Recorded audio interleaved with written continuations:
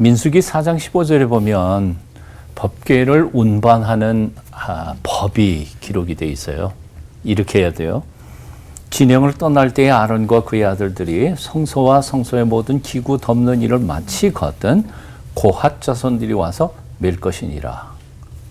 뭐라고요? 고핫 자손들이 와서 맬 것이니라.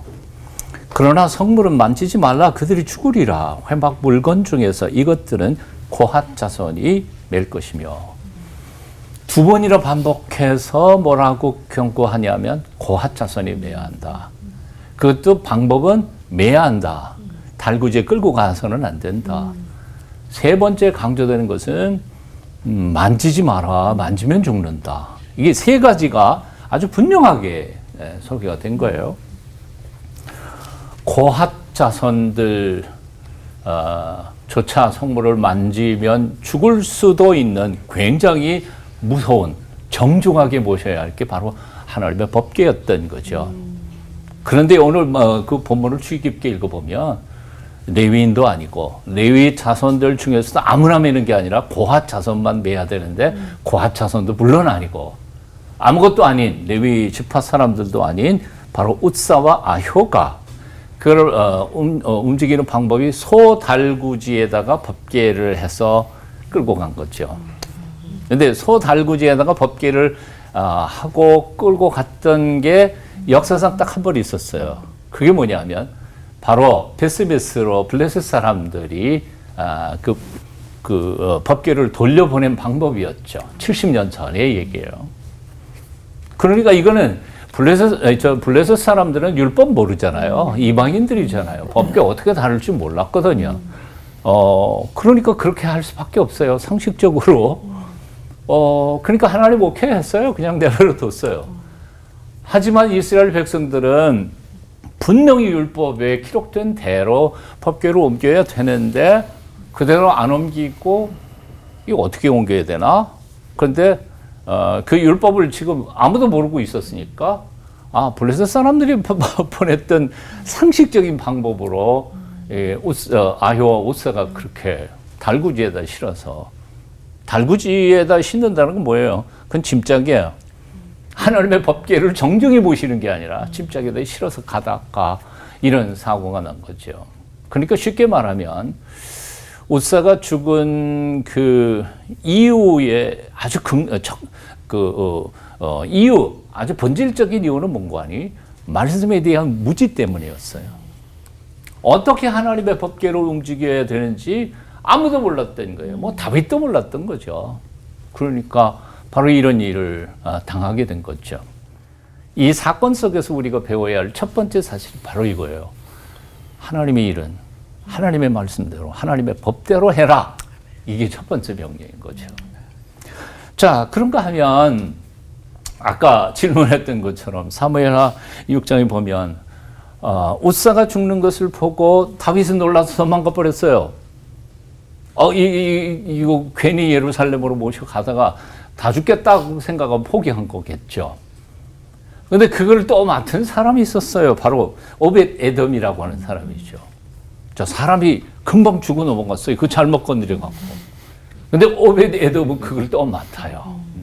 그래가지고 자기 집에 모셔요. 오벳 에돔이라는 사람이 누굴까? 이게 궁금하잖아요.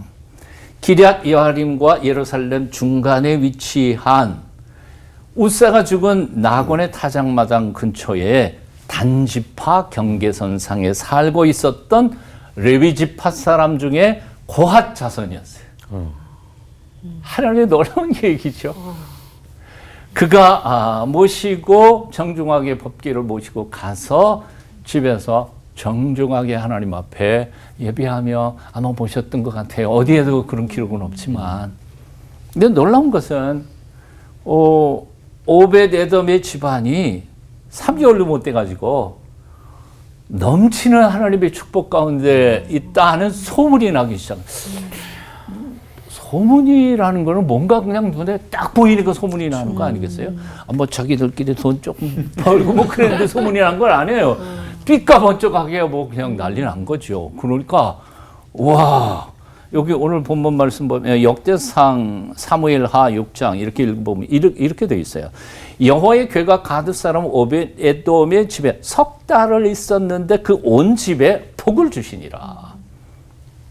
역대상 13장 하나님의 괴가 오벳에돔의 집에서 그 권석과 함께 석 달을 있으니라. 여호와께서 오벳에돔의 집과 그 모든 소유에 복을 내리셨더라. 3달. 여기서 이제 질문이 오는 거죠. 오벳에돔 집에는 법궤가 3달밖에 안 갔어. 근데 하나님이 엄청나게 축복했어. 근데 우사네 집에는 지난 70년 동안 모시고 있었어. 근데 복은커녕 아들이 죽었어. 이게 왜 이렇게 된 거냐 하는 거죠.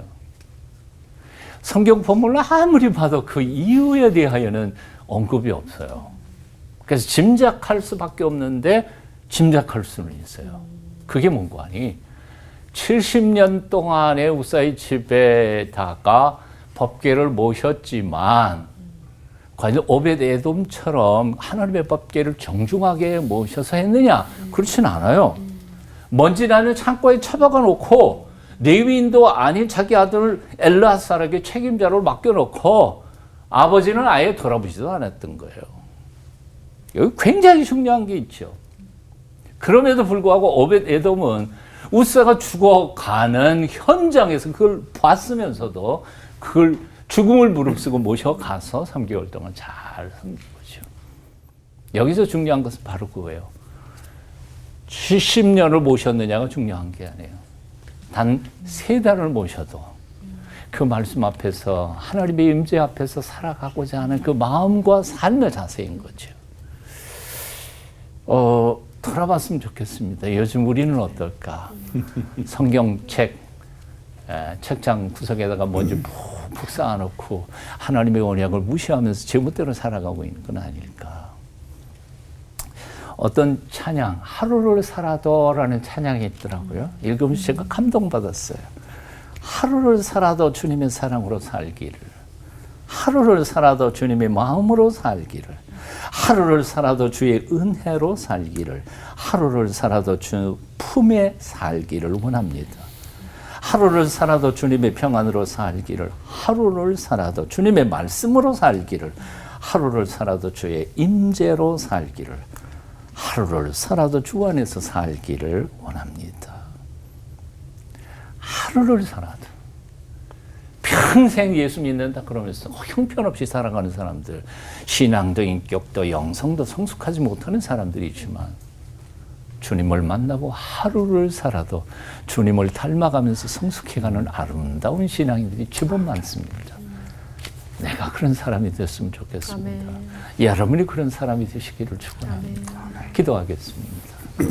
거룩하신 주님, 우리가 믿음의 연조를 자랑하지 않도록 우리가 지난날 행했던 사랑의 섬김들이 나의 업적이 되지 않도록 하루를 살아도 매일매일 주님과 깊은 사귐 가운데 복되게 살아가도록 우리를 도와 주시옵소서. 아멘. 예수님 이름으로 기도합니다. 아멘. 약간 선한 뜻으로 시작을 했는데 조금 방향이 좀 다를 때 저도 막 식은땀이 나고 이거 뭐지? 네, 이렇게 되면 안 되는데 그런데 가뜩이나 이 우사가 언약궤를 70년이나 모셨다면 어쨌든 모신 거잖아요. 좀 편을 드는 건 아니지만 우사 입장에서는 조금 억울한 면이 없지 않나. 복은 안 주시고 3개월 오벳에돔이 모셨는데 오벳에돔한테 다 복을 이렇게 몰아서 주셨잖아요. 그래도 조금 억울하지 않나 이런 생각도 들긴 하거든요. 서정호 목사님께서 잠깐 설교 때 얘기해 주시긴 하셨지만 그 우사가 모신 언약궤와 오벳에돔이 모신 언약궤의 그 결정적 차이는 무엇인지 궁금합니다. 뭐 설교 시간에 이미 얘기했던 것처럼 뭐 오늘날 우리의 신앙생활도 그런 것 같아요. 우리는 신앙을 업적으로 생각하고 또 뭐 내가 이 교회 30년 나왔어 아니면 평생 우리 할아버지 때부터 나왔어 이런 걸 마치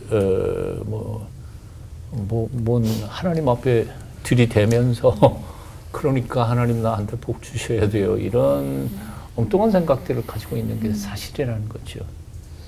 교회 직분들이 또 마치 그것을 증명이나 하는 것처럼 뭐 집사나 안수 집사나 뭐 권사나 장로나 심지어는 목사까지도 포함해서 하나님 앞에 착각하면서 살아가고 있는데 그 착각 버려야 된다는 생각이 들어요. 예. 정말 맨 처음 예배당 갈 때 저는 뭐 불교 신자였다가 그냥 끌려가갖고 예배당 갔는데 첫날 예배당 안에 들어갈 때 내가 다니던 절은 엄청나게 법당이 컸지만 제가 처음 갔던 고향교회는 뭐 스레이트 지붕에 그야말로 조그만 데였는데에도 불구하고 그 안에 들어가서 앉았을 때 뭔가 느끼는 이 영적인 두려움, 경건함 뭐 이런 것들이 느껴졌거든요. 처음 예배당 찾아서 하나님이 눈에 보이지도 않고 들리는 것 아무것도 없어도 두려운 마음으로 하나님 앞에 예배를 드리는 그 첫 사랑, 첫 마음 그걸 우리는 평생 잊지 말아야 되는데 세월 지나가면서 점점 옅어지고 자신이 하나님 앞에 복 못 받으면 하나님 앞에 억울하고 예수님 이름 때문에 시련당하고 아파하면 하나님이 없고 뭐 하나님의 능력이 없으신 분처럼 이런 건 너무 착각이 아닐까 하는 생각이 좀 듭니다. 그게 바로 오벳 에돔과 웃사의 차이가 아닌가. 그런데 너무나 오늘날 이 시대에는 웃사 같은 크리스찬들이 너무 많다는 거예요. 네, 내 70년 섬겼는데 하루를 살아도 똑똑히 예수 믿어야 돼. 아멘.